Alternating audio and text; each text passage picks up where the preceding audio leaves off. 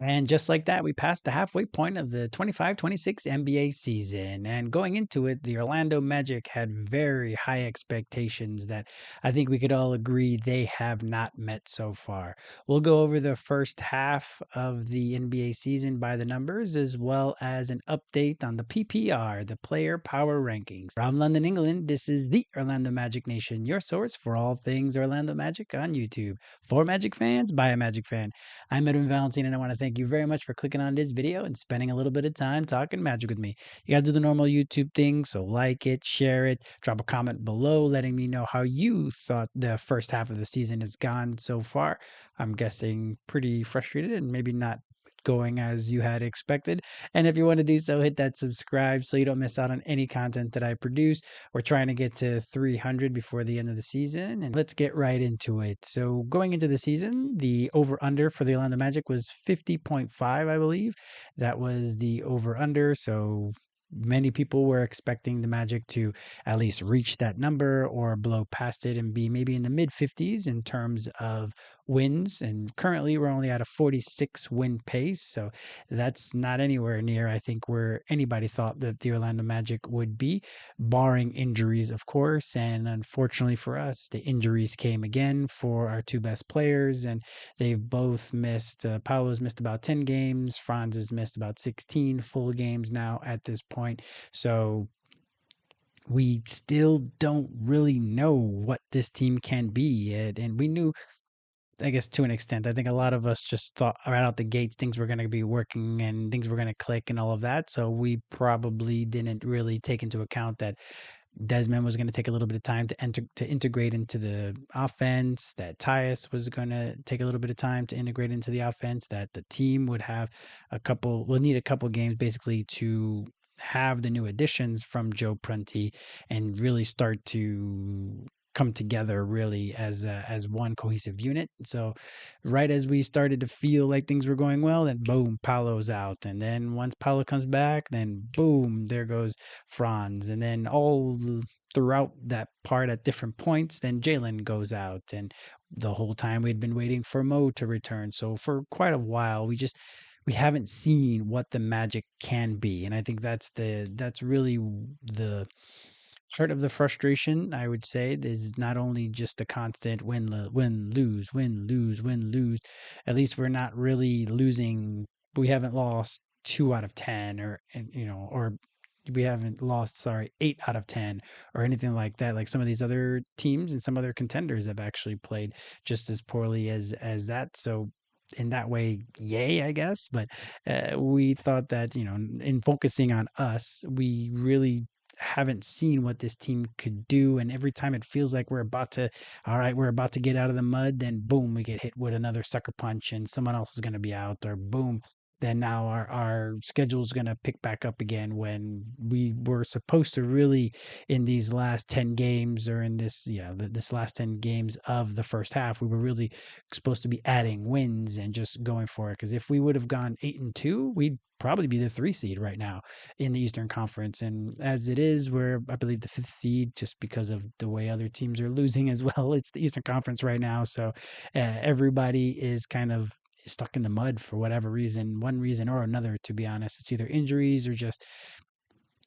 attitudes or just fit or just vibes on the team. So right now it's everybody's kind of in the same vibe. So I guess in that way, it's pretty good for us. We haven't lost touch. We're not in the 9th seed or anything crazy like that. We're still, only a game and a half away from New York, really, at this point. So we are really, little by little, it feels like we are adding to our stack, like they talked about in media day, about stacking wins and stacking days and doing all the good things. I think, or I hope, at least the European trip, even though we only went 1-1, will be a galvanizing experience for the team. Because I don't know if you guys have done this very often, but for me, I travel for a living. I've worked in a group, like we travel. So we normally have to stay in the same hotel. And whenever you're in a hotel, and if you have a long flight and you're just with the same people, and even though they did bring their families, so they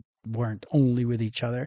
But that type of experience really does bring people together, because it's either that or whenever people travel on their own, or whenever you get to a new city. Like these guys have been to Minnesota. Each one of them has been to Minnesota a bunch of times. Some of them have lived there. So once they get to Minnesota, they all have their own spot. So they get there and poof, they all leave. But when you're in these special trips, like going to London or going to Berlin, even though obviously we had some Germans on the team, it's still able to galvanize the group, because then you have to spend more time together. You in these 8 hour, 10 hour flights, basically, just you're always going to be around each other, and that really is a good thing. So hopefully, little by little, they spending that time together, they're familiarizing each other, themselves with each other. Over the course of the 40 games, we've also really just seen a lot of them just hopefully getting more and more comfortable. Now, that's one thing, right? Like the people aspect of it, and the organization has really tried to get good people and guys that are able to be camaraderies and able to kind of gel as a group. So that's one thing. So that's great. Hopefully, that's what this trip has done. Now the coaching staff needs to really get onto the team to make sure that they're actually able to stop anybody, because that's not what's happening now. Our offense is suffering a lot lately as well, so it's not just about offense, but we're accustomed to not having a good offense. But our defense right now is not to a level that we need it to be, so that even if we're going to have a so-so offense, which it's still better than what it was last year, we're not really instilling just that brute force that we had in years past to really turn other teams over, to stop other teams, to get those rebounds, to do all the things that were Orlando Magic basketball for the last few years. Right now, Orlando Magic basketball is getting out rebounded and getting outworked and not getting the 50-50 balls, and just looking at the referees every other play, asking for a call, looking for a call, and it just has not been what we as fans really want. Because really, yeah, we know the guys aren't the best shooting team in the world. Like that's not what we didn't expect to be a top 10 defense. It would have been great, and we were flirting with that for a little bit, but we like this team because they care and they have effort and they've put effort in over the course of many years, that all of a sudden that's just not there anymore. Now, you could say, of course, we're injured and we don't have this, so we're at a talent deficit. Sure, you could be at a talent deficit. That's no problem. But you still have to care and you still have to put in that effort. So if you lose because you're at a talent deficit, yeah, that's fine. But at least you worked your butt off. And that's what we care about. And that's what the Heart and Hustle team was back in the late 90s and the early 2000s. Like, that's what we cared about. That's why those teams are still holding such high reverence, because we knew they weren't that good talent wise, but they cared enough. And as we've seen, the Phoenix Suns are playing their butts off, and they have a better record than anybody would have expected. So, phew, that draft pick that we gave up this year isn't likely going to be a great draft pick. So, thank goodness on that. So, another check in Weltman's ledger there. So, that's a bit lucky, but we see that time and time again. That's why a lot of young teams all of a sudden sprout up, because if you care and if you put effort, then good things are going to happen, and other teams are just, you're going to kind of break the other teams, which is what's happened to us. We've been the team that's been getting broken, as opposed to being the ones that are initiating the force. Now, hopefully, with Mo back now, and with Jalen not coming, or not, well, should be back pretty soon, and Franz is back as well. So really now the team is starting to come together, but is it going to stay that way, right? So there's that part that everyone says, oh well, once we're healthy, then things are going to work out great. We haven't been healthy for a couple seasons now, so one season is one thing. You can be like, all right, that was a aberration, but now at this point we're 2 seasons in and we still haven't been healthy, and now we can see already the difference with when we get healthy. Now Desmond, I don't think, knows where to be and how he's supposed to work. And the same thing with AB, right? When we had just Paolo or just Franz, then all right, those guys will be the Batman, or will be the Robin to the Batman. And really, AB's been playing like Batman himself, so I guess Nightwing is kind of what Robin becomes, more of a Batman. Tell me in the comments. I don't really know DC Comics very well, but that's kind of the way it has been recently. But now that we have both Batmans back, or both superheroes back, now we're going to see how AB and Desmond, they take the brunt of their offense, and it's not going to be as forceful, maybe. Are they going to be differential now to those two guys now that Franz is back with Paolo?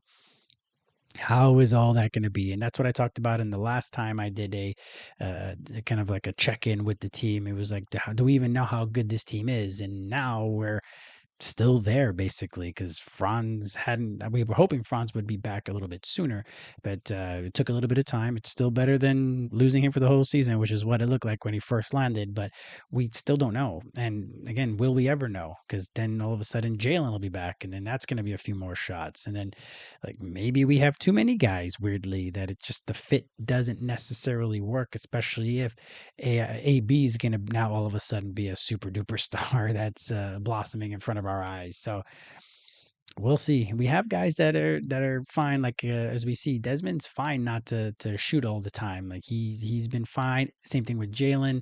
AB, we've seen him be not aggressive before, but I'd rather keep him the most aggressive, and maybe the other two guys step back a little bit. We'll see. It's going to be definitely a lot of, I think, growing pains in the next 10 games. So when I do the next little checkpoint in 10 games, so in about a month, which should get us to about the All-Star break, and we will see. Like, we don't have any All Stars right now on the team. I don't think anybody has played well enough. Obviously, Paolo's played wellish in the last handful of games, and Franz played so well, but now he's missed 16 games. So we'll see if any of the coaches will be able to get him on there. And if, let's say, there aren't enough international players, then theoretically Adam Silver could add him to the mix as well. So we'll see, but I don't mind any of our guys being not all stars. Like, it's great for them. I want them to also get their flowers, and that's great.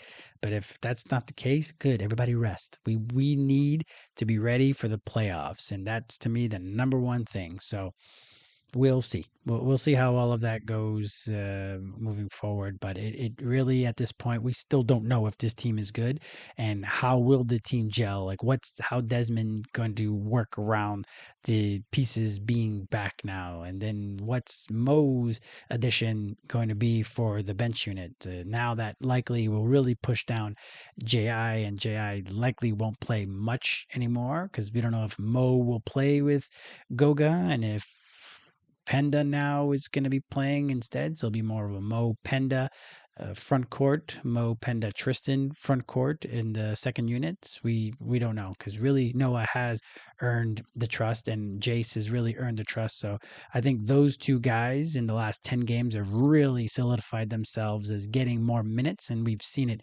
happen over the course of time, while some of the veterans have started to have their minutes starting to get cut a little bit. So I think that's a good thing. We've seen positive results from our deep bench. All their numbers have really started to creep up a little bit.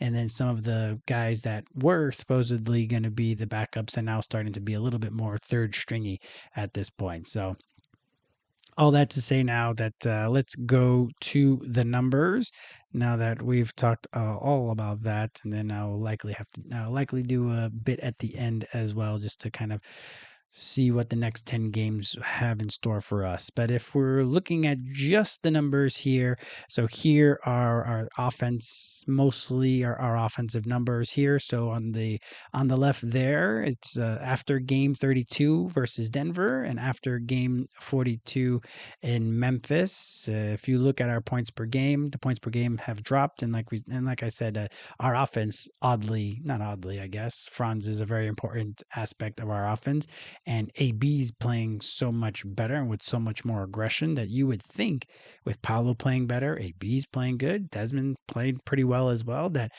we would be able to keep our offense going. But with a little tweak in our turnovers, and we've been turning the ball over again, not as much as we did at the beginning of the season, but as much as we had, kind of in between the amounts that we had been turning the ball over, that now we're starting to score a little bit less, and we can see that right there in the scores. Again, Still 11 points better than last year. We have better players this year, so that is a positive.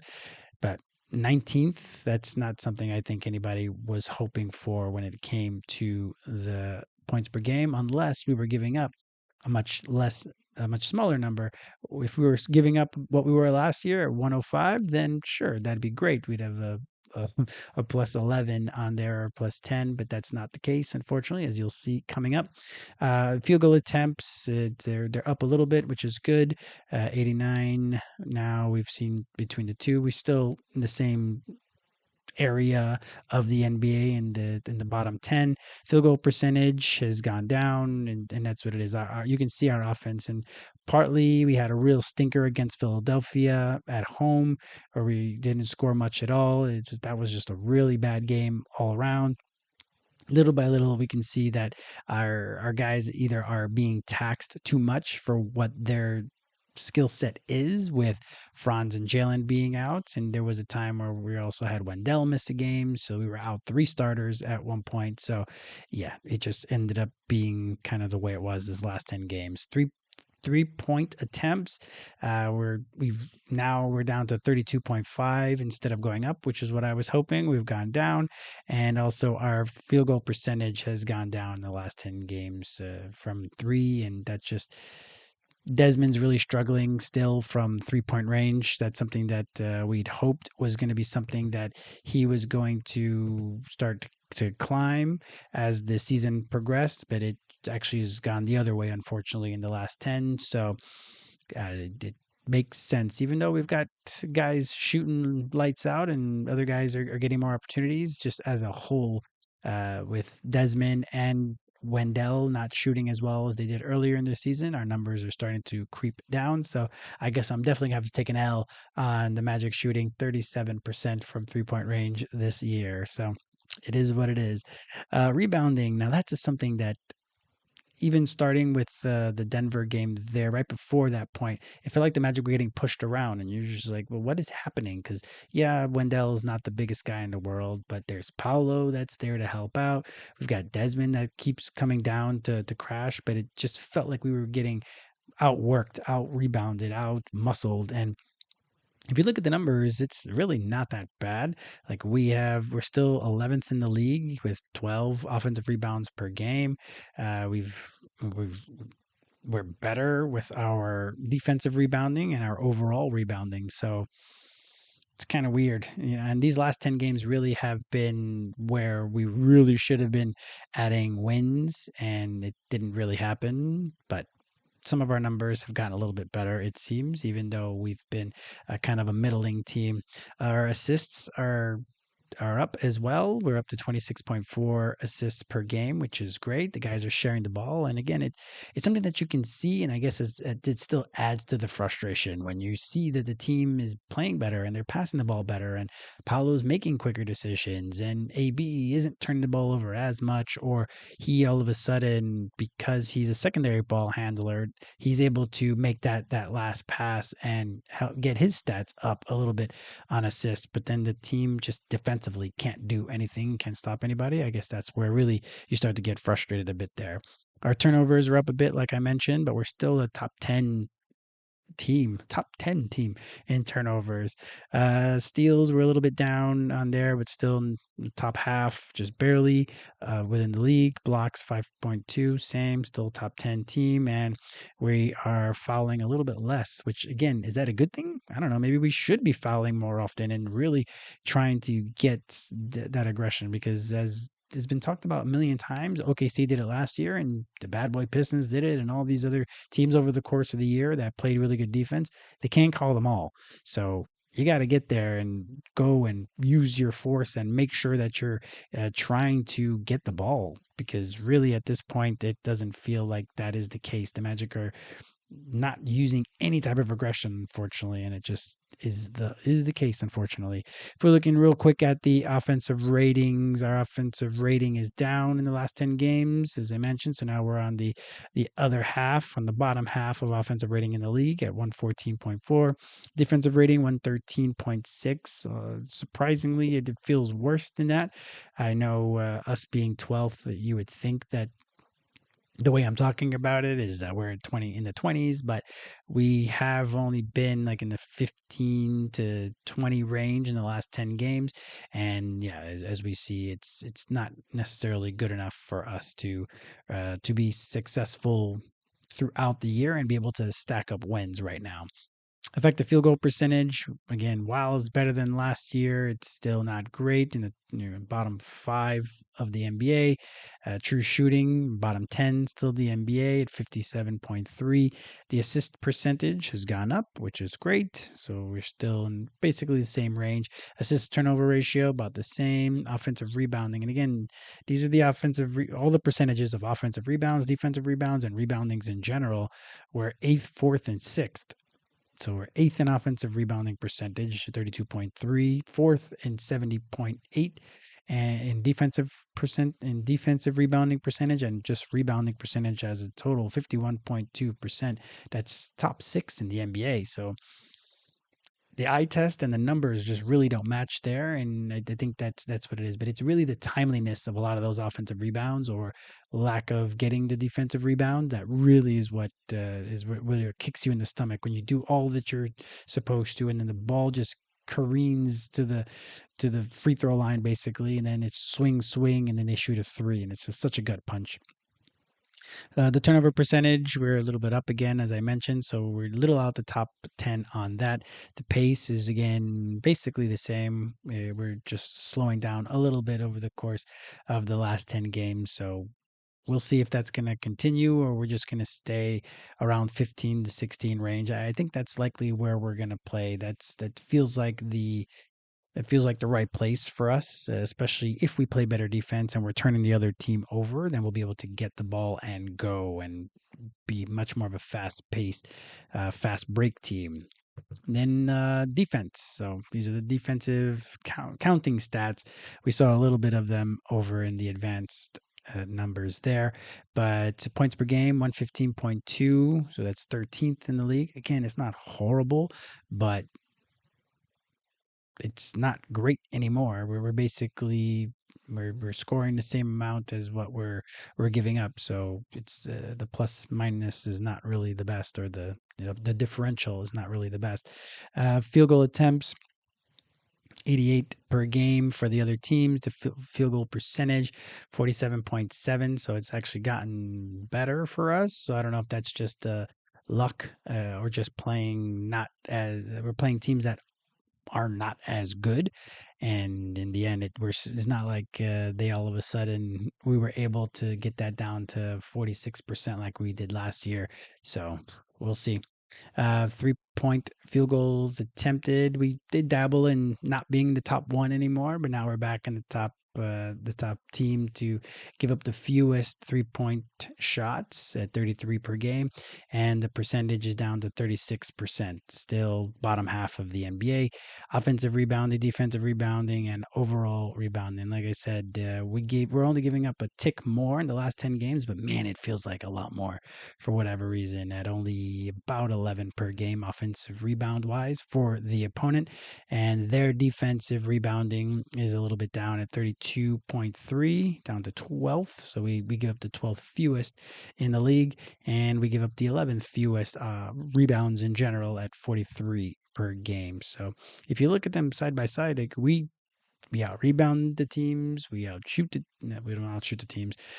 We have less turnovers than the other teams. There's so many metrics in where we do better. It just is not going into our record at the moment. So assists, we're giving up 25 per game, which is about three more than we did last year, but we're still top 10 in the league there. Turnovers, it's 14.9, steals 7.8, and blocks 5.6. So 12, 8, 25 respectively, and we're getting fouled. We're always going to get fouled. We got Paolo, we got Franz that are going to continue to drive. Desmond's continuing to drive, even though I think we would rather have him shooting threes, but maybe the way he's shooting right now may not be the best idea. So that could just be me being stubborn, and something that I've been saying all year long. So to kind of go over the last 10 games in general for each one of the guys. So I have every one of the guys on there, even Mo, who has only played 2 games, or Franz, who's only played 2 games. I've added them on there again to kind of just gauge their contributions to the team, even if it hasn't been over the course of 10 full games. But I just wanted to I wanted to add them on there so that we understand where they are in the pecking order, at least contribution wise, even if it's not the best stats. You can also be about feels, about energy, and there's a bunch of different metrics, obviously, that are not quantifiable necessarily, but you can just feel it intangibly. So, unfortunately, at number 14, we have JI. The last 7 games, out of the last 10 games, he's played 7. He's averaging only 2 points, 1 rebound, 1 assist, shooting 55% from the field, 0% from the from 3-point range, but 100% from the free throw line. So that's great. But only point 0.1 steal, point 0.4 blocks. So as we see, even on the defensive end, he doesn't, at least not counting stats wise, he hasn't really had such an impact. Obviously, there are advanced metrics that say that he's giving up the fifth fewest of this or the sixth fewest of that, and all that's good and well. And maybe other teams will use those metrics when it's time to possibly move him on to his next team, and when it comes to the different draft capital and stuff like that. Maybe that'll be where what we could get from them, but that's something that it is not working out for JI. He's pretty much out of the rotation. He played a few moments in the European trip as well, so it's not has not gone well for JI. We were really hoping for a big comeback season for JI, but to look at his season average, he's played 35 games so far, which is good. Like, he's been healthy the whole season, which is wonderful. Obviously, everybody misses a game or two, but that's incredible. It's just ineffectiveness, really. That's why he's not playing. So he's played 35 games. His contract becomes guaranteed if he plays 52 games, I believe it is. So he's got about 17 more games until his contract becomes fully guaranteed next year at $14.5 million. So I don't know if, even though the Magic aren't tanking, there might be some shenanigans in the next few games where the Magic just decide not to play JI at all, because then that would bring his number down to $8 million guaranteed next year. So we shall see how that goes.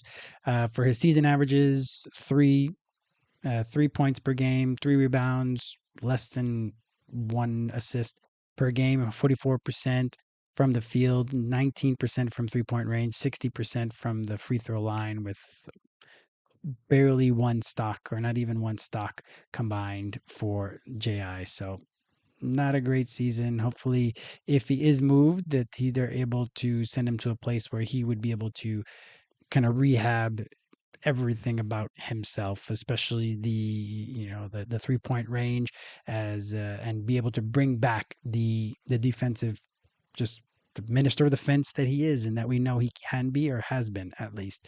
Next up is Jett at number 13. He hasn't played much at all in the last 10 games, as we see here. Only played 4 games, averaging 4 points, 2 rebounds, 1 assist on 14% from the field, 25% from three, and 86% from the free throw line, with no steals.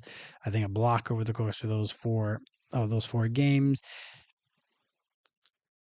I've said it before. I'm part of Jet Island. Like, I have property on there. The foundation may not be what it once was, but I really do think that he can play, and it just is a matter of going to a situation where not so much is asked of him defensively, and he can just be that sharp shooter that is able to get a rhythm, and that's something that he hasn't really been able to get this year, just because of the way the rotations have been and how deep our team has been. And he really needs to be in a situation more where he can just run and gun and be that player. So hopefully, he's in his last year of the contract for us this year. So either he'll be back with the Magic on a minimum salary, or he tests free agency and is able to go to another team. But We'll see about Jett, but he's played 27 games so far this season. He's averaging 5 points, 1 rebound, and 1 assist per game on 37% from the field, 33% from three, and 94% from the free throw line, with .2 stocks. So, as we see, not that helpful on the defensive end. At number 12, Tyus. So, as we've seen here, Tyus and Jett are kind of been pushed down in the pecking order just because of the immersion of some of the the young guys, the young bloods on there. So Tyus so far, he's played all 10 games, so he's been a stalwart for us there. He's been able to be there and eat up minutes all the way through, so that's something that's commendable. And of course, he's doing the assist to turnover ratio shtick that he has, and that's his superpower. So that's all well and good and great, but over the last 10 games, he's only averaged 3 points per game, 1 rebound, and 2 assists per game on 27% from the field, 18% from 3 point line, no free throws, about one steal per game, which is pretty good. And the blocks, come on, he's a little guy, so that is what it is. So yeah, you're not turning the ball over and you have a couple assists here and there, but again, you're only you only have 2 assists per game. It's not like you're averaging 5 assists or 4 assists per game. So the assist to turnover ratio is great. It's great that you're not turning the ball over, but and I guess if you were turning the ball over more, you really wouldn't be playing. But it just hasn't really been something that's been a grand contribution to the team, and that's why Jase is starting to eat into his minutes just a little bit. But over the course of the season so far, Tyus at 42 games so far this season, 3 points per game, 1 rebound, still less than 3 assists if you round up per game, on 35% from the field, 28% from three, and 100% from the free throw line, with .8 stocks per game. So that it's that 3 point percentage. We knew he was going to get picked on defense. Nobody was expecting that, right? And that's why the Magic fans for years have been like, get us Tyus, get us Tyus, get us Tyus. That's what we need. We need a the point guard who's going to be able to set everything up and do this and do that. And sure, we have a better record than we did last year right now, or at least we're on pace to have a better record than we did last year. 5 games better, to be honest. But does it feel like this is something that's been tangibly better? And it's really because of the 3 point shooting. We expected him to be able to at least shoot 40%. So for well, I guess at least 35%, let's say, because he has been over 40% over the course of the last few years. So that's what we were hoping from Tyus, and unfortunately, just has not happened. So number 11, Goga. So Goga he's been pretty reliable as well when it comes to games played, and to me, he's Wendell insurance. That's what he is. He's Wendell insurance and Mo insurance. So he just hasn't had the impactful year that we had hoped coming out of the great Eurobasket that he had this past summer. So it just is unfortunate that it hasn't been as it hasn't felt as impactful as it has in years past, and it hasn't compared to what he had at Eurobasket. So again, some of this is expectations, and that's on me, and that's the expectations I had. Maybe you had lesser expectations of him, but this is why I have it here. And if you disagree, just put in the comments what you thought Goga was going to do this year, and if I'm being unfair. Over the last 10 games for Goga, he's averaging about 7 points, 6 rebounds, and 1 assist per game on 68% from the field. No percent, 0% from field goal. From 3 point range, and from the free throw line, he's been hit or miss recently, unfortunately, averaging about 2 stocks per game, though. So he does have impact, and I'm not saying he has no impact, obviously. He's not like the other guys, unfortunately, lower on the list, but it just hasn't felt like the same type of impact defensively as he has had in the past. In the 38 games so far this year, he's averaging 6 points, 5 rebounds, 1 assist per game. On same thing, 69% from the field, 20% from three, 73% from the free throw line, which is great, and 2 stocks per game. So I'm a person that believes that if we started Goga and had Wendell come off the bench, then Goga would play better. In the game that he started for Wendell, we saw he had a double double, played really really well. I think that's really what Goga needs. Goga needs that responsibility.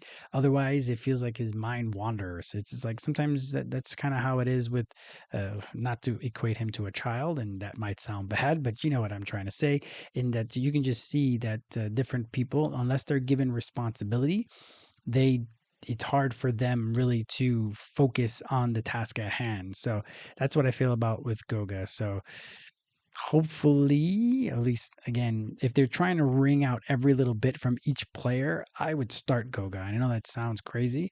I would start Goga and have Wendell come off the bench to be able to play power forward alongside Mo on the second unit.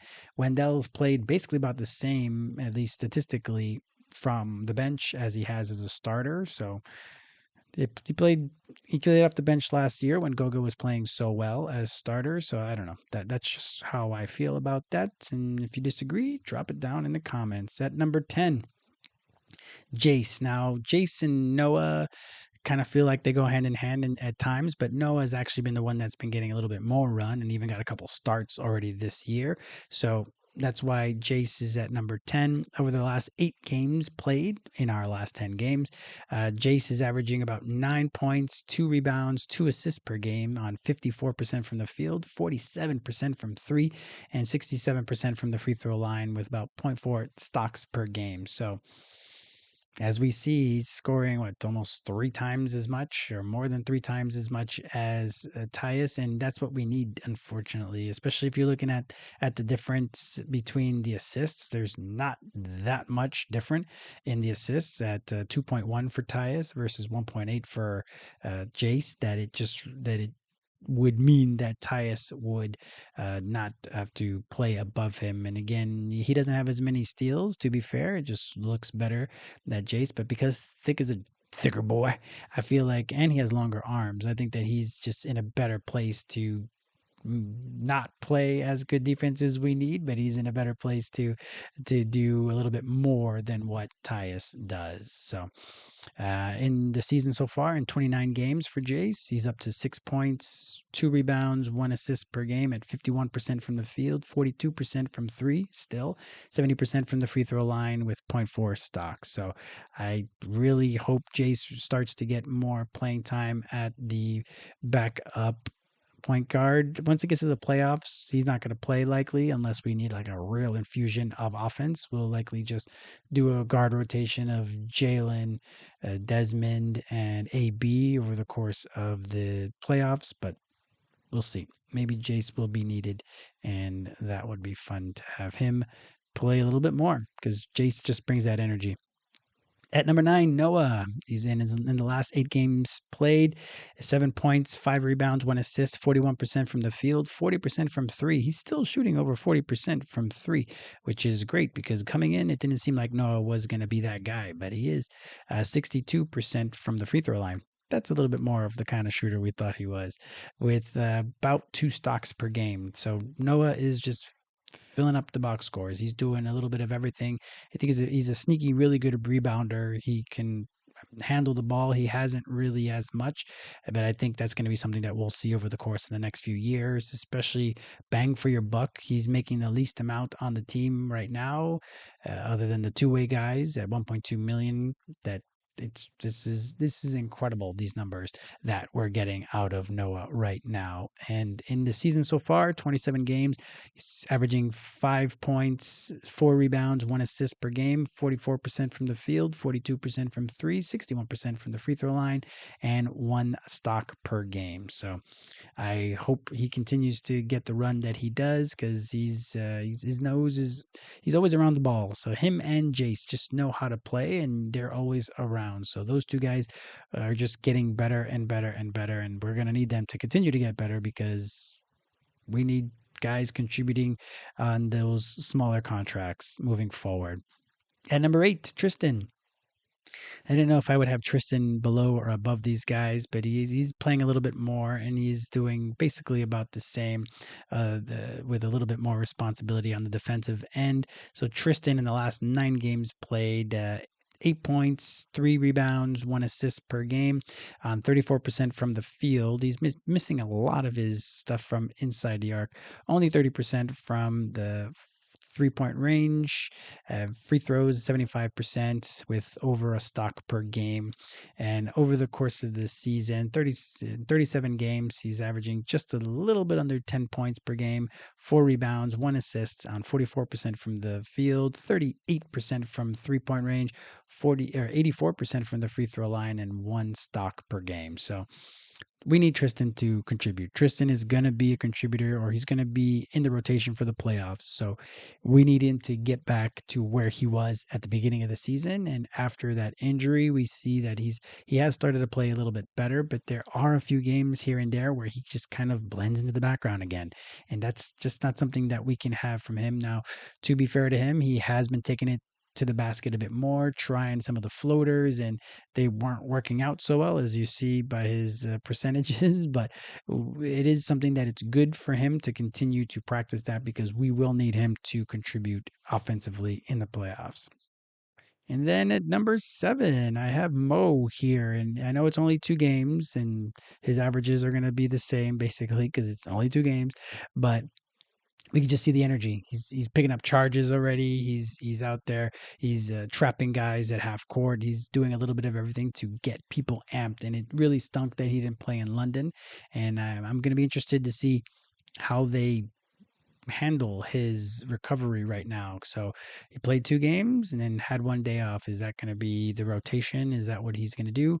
We'll see. I don't know if he's just going to be on a minutes restriction for each one of those games as well.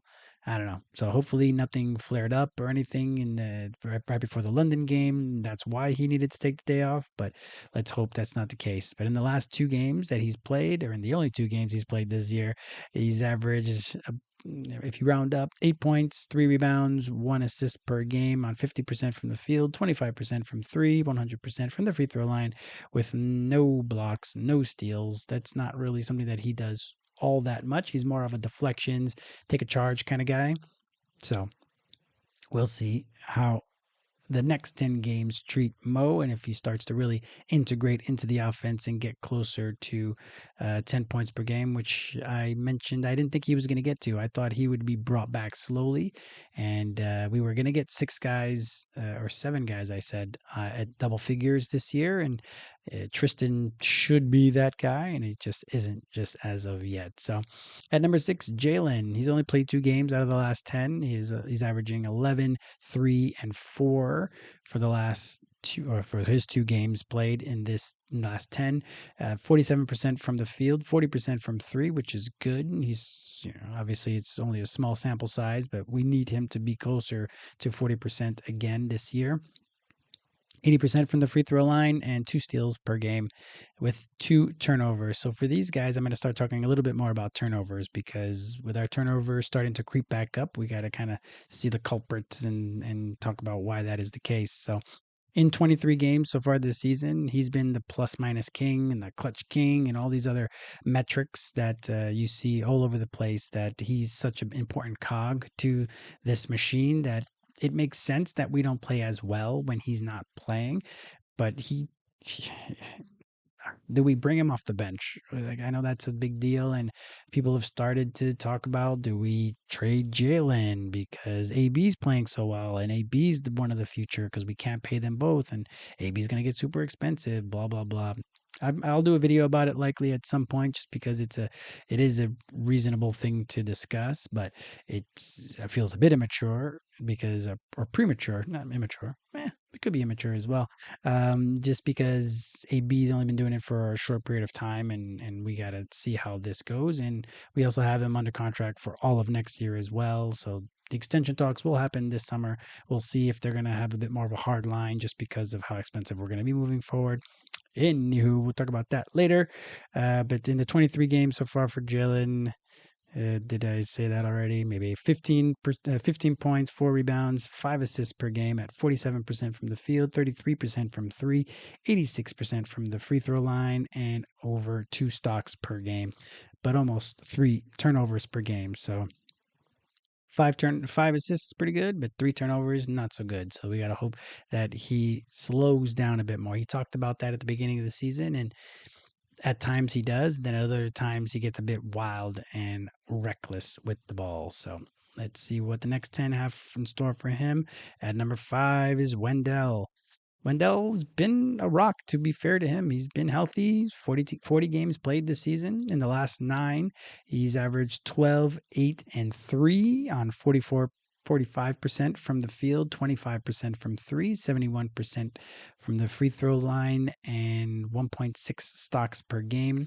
Now, the 3-point shooting is what really has suffered in the last 10 games, and that's I think the missing ingredient for us while Franz was away, while Jalen has been away, while Mo has been away. It's Wendell at the beginning of the season, and for that period where we were actually winning a bunch of games, he was really shooting it really, really well, and that's gone away. So then our defense starts to bog down, and it all starts to not defense, our offense starts to bog down because our defense isn't as good. We need our offense to be humming for us to win. And again, we probably wouldn't win as much if it wasn't for our offense, and that's just not what we normally do. In 40 games this season so far, averaging 13, 8, and 2 on 51% from the field, 36% from 3, 77% from the free throw line, 1.5 stocks per game for Wendell at number 5. Now, number 4, he was number 1 in the last 10-game check-in, but this time we'll have Franz at number 4. He's only played 2 games. He played the 2 games in the one game in Berlin and the other one in London. Didn't play as well in London, obviously, as he did in Berlin, and he's rusty. He's rusty, so we will give him the benefit of the doubt. Still top 4, still doing pretty well. He's averaged in the only 2 games he's played in the last 10. He's averaged 16, 7, and 3 on 38% from the field, 50% from 3, 88% from the free throw line. No steals, no blocks, and that's something that hopefully returns the defensive impact that Franz is able to impart. So that's going to be something hopefully that will come back. 2 turnovers per game. It's something that we hope he keeps low. In his 26 games this season, he's averaging a team high 22 points, 6 rebounds. Well, 22 points is the team high, 6 rebounds, and about 4 assists per game at 48% from the field, 37% from 3, 83% from the free throw line, and 1 steal per game and a few blocks here and there. So that's something that hopefully, again, the steals and the deflections and the point of attack defense is something that is able to return soonish for Franz. And number 3, he was number 2 last time. He's down to number 3 is Desmond. He's been an Ironman this year for us, which is great because he normally ends up injured at one point or another. So knock on wood. Now that we have Franz and Paolo back, and hopefully Jalen soon, hopefully Desmond doesn't get injured now. So in the last 10 games, he's averaging 8 points, 5 rebounds, 4 assists on 45% from the field, 28% from 3, 94% from the free throw line, and 1.5 stocks per game. Now, it's that 3-point shot. Now, yeah, I've been the one that's been saying I need him to shoot 8 3-pointers per game. Like, I get it. That's something that I have said and I want, and I still want it. I know he's only shooting 28%, but that's what Franz was shooting last year, and I wanted him to also shoot because we need to open up the floor. So I love that Desmond doesn't always get through to the paint because he gets his shot blocked at least once a game, but it's still a good thing that he's continuing to contribute to the offense, and that's how he's contributing. But man, he's got to knock those threes down that we are getting him. So there's a lot of times where he is open enough that he should be able to hit those threes, and it's just not happening so far. So it is what it is this year. Hopefully next year he gets back to about 40%. But if he can get closer to that number for the rest of the year, and especially in the playoffs, I think that would be just fine as well. In his 42 games this year, he's averaging 19, 5, and 5 on 45% from the field, 33% from three, 93% from the free throw line, and a little over a stock per game. But his turnovers as well, 2.2 turnovers. He's not the biggest culprit. We're going to still talk about the biggest culprits coming up, but especially if he's not going to be contributing offensively with points, he's going to have to do a lot of rebounding and doing a lot of distributing. And with the distributing, the increased distributing, he's going to need to make sure he keeps his turnovers low, because the beginning of the year, he was turning the ball over. It was him and AB were the two guys that were turning the ball over the most. And we got to hope that they keep that under control for the rest of the year. And at number 2, I went with Paolo. I know that seems odd because he's averaging 23, 10, and 6 on the last 10 games on 49% from the field, 36% from three, 77% from the free throw line with 1.6 stocks per game. But it's 4 turnovers as well. And while the body language has gotten much better in the last 10 games and all that kind of malaise that he was going through for a bit there when he came back from injury, that seems to has lifted. So that's all great in that respect. It's just, I guess it's an expectations thing. And yes, those numbers are great. If you can average 23 and 10, that's basically that's not only all-star level. That could be in the conversation for all NBA, because not a lot of guys average double in the league, especially with 6 assists on top of that. And if he continues to shoot threes at 36%, then his season average, as you see, which is only at 27%, will increase. And again, that will help. And all the talk about how bad Paolo is and all this other, he can't shoot, he can't do that, yakety yakety yakety yak. As we see, he's played much better. So, you know, shove it in to an extent, because it's something that we always know that he's going to be that lightning rod to an extent, and that's fair enough. But he's played well. He's played very, very well over the course of the last 10 games. And in the season, he's over 20 points per game again at 21.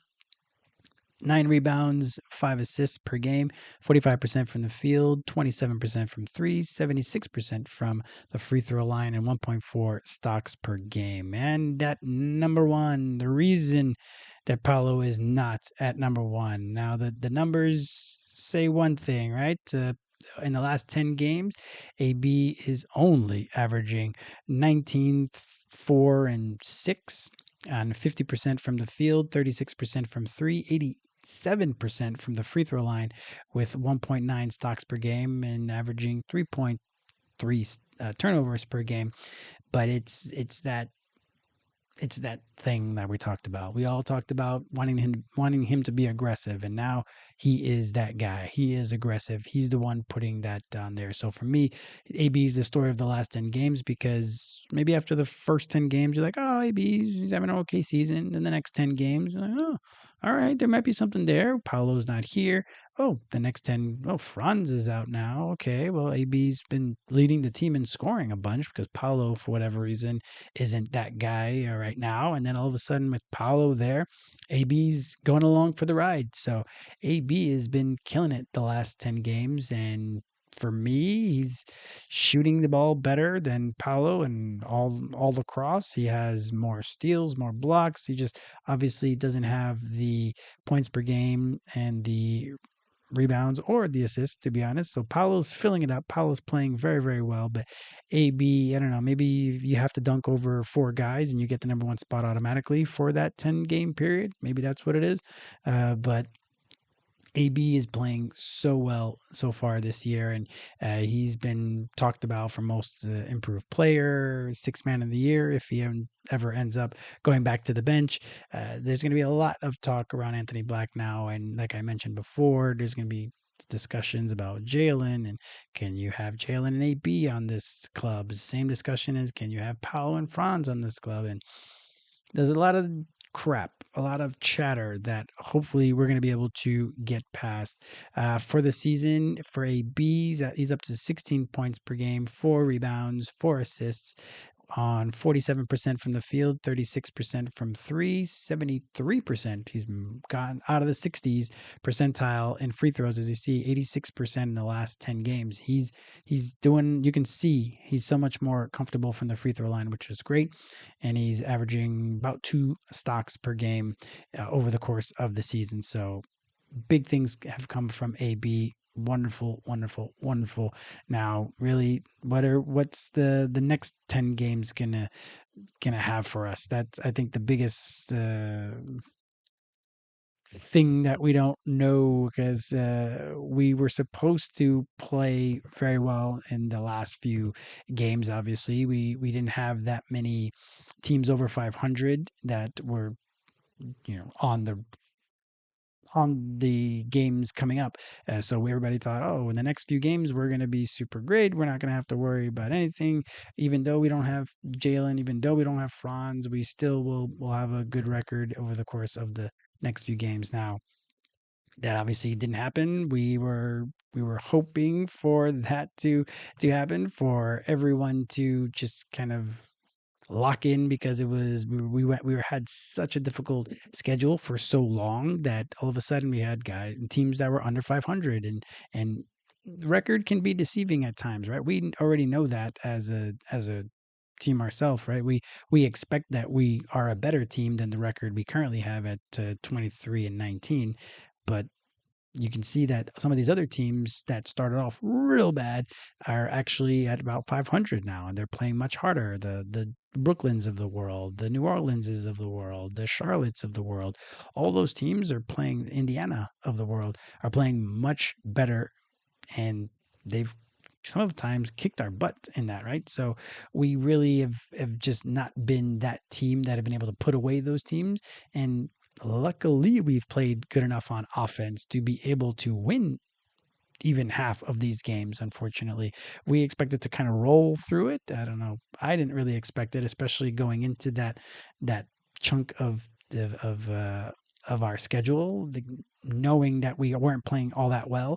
It was kind of like, all right, what? All of a sudden, we're going to snap out of it, and I think we do have enough talent that we should be playing better, but we just are getting outworked by these young teams, like I talked about at the very beginning of this video, how our guys just are getting outworked and outmuscled and everything that we used to do, because we were that young team and we still are a very, very, very young team. So why are we getting pushed around right now? It's the conundrum that I hope the coaching staff is discussing, and scheming ways. Maybe there's new ways to crash the boards to make sure that we're able to get those defensive rebounds and able to get those offensive rebounds. So teams like Boston have found a way to crash better, and we need to be doing the same right now. So if you look at the next 10 games, we've got Charlotte, Cleveland twice, Miami, Toronto. So right there, we have just in that first handful of games, we have implications for the playoffs and seeding wise. So we're right around the same thing as the same area. Pretty much all of the Eastern Conference is all smushed in there from 2 all the way down to 9, basically. So those games against Cleveland are important. The game in Charlotte, they're all important. To anytime you're at home, we need to win these home games, and we got smoked by Charlotte last time at home. We're playing at Miami for the first time, so hopefully we're able to continue our dominance against Miami.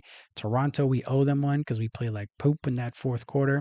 But then we play a couple big Western Conference teams: San Antonio, Oklahoma City, and then Brooklyn, Utah, Milwaukee to kind of finish out that bit. So we have Milwaukee back to back. So that just gives us 1, 2, 3, 4, 5, 6, 7, 8, 9, 10. Yep, that's 11 if we talk about the 2 Milwaukee games. So in those games there, Milwaukee, Utah, Brooklyn, Charlotte. So that's 1, 2, 3, 4, 5 games there. Again, we who am I? And right now, the way we've played, we cannot just assume we're going to win any game. So no disrespect to those teams. I'm not putting it out into the world so the basketball gods don't get mad. We need to focus up and win. And now we're going to see if we can gel. And Like, do we bring Jalen in, and does he come off the bench? Like, we got to really see how the team really starts to gel once guys start getting back into the swing of things. This is kind of around the time last year where a bunch of our guys came back too, other than Jalen.